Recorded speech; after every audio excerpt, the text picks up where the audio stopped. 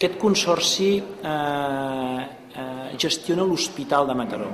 Aleshores, aquest hospital, segons els entesos, és el que dona més qualitat de tots els hospitals del nostre país.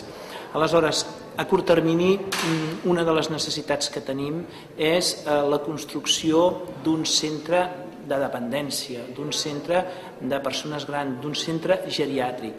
I ja tenim el projecte a la Fundació Cabanelles en què en 2 o 3 anys tindrem un centre per oferir a tots els residents del Maresme aquesta necessitat de ser atesos en el nostre territori. Molt bé. I aquesta llei que sortirà demà, com poden col·laborar les empreses en aquest nou pla territorial metropolità? Evidentment, tothom hi ha de dir la seva. És un projecte d'ordenació que estarà a exposició pública. Demà s'aprova a la Comissió Territorial del Departament de Política Territorial de la Generalitat de Catalunya. Inicialment estarà a exposició pública, que tothom vagi a veure quina és la proposta. És una proposta agosarada, és una proposta de futur, però que jo estic convençut que si la veiem que sigui realitat, el Maresme serà un territori envejable a tot el món. Molt bé. I com ha sigut possible la implementació d'aquest nou model de turisme esportiu?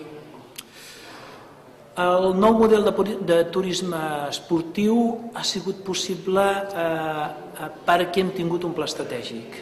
I quan interioritzes cap allà on t'has d'anar, busques les possibilitats per poder-ho assolir.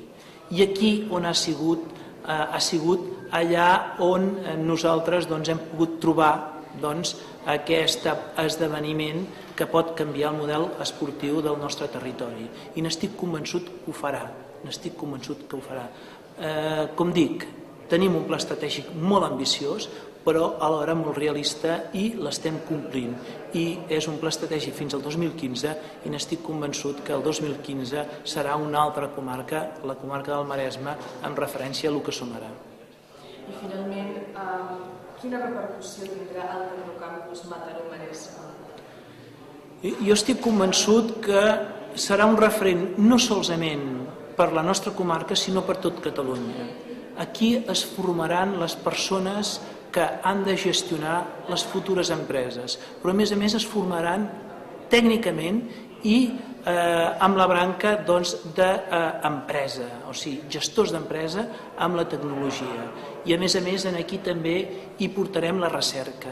Jo estic convençut que de la manera que està enfocat, que formació i a més les empreses importants hi tenen molt a dir-hi en aquest Tecnocampus per demanar les necessitats que elles vegin que tenen de formació, les necessitats de tecnologies. Jo crec que pot ser un centre que li pot donar un plus importantíssim a la nostra comarca.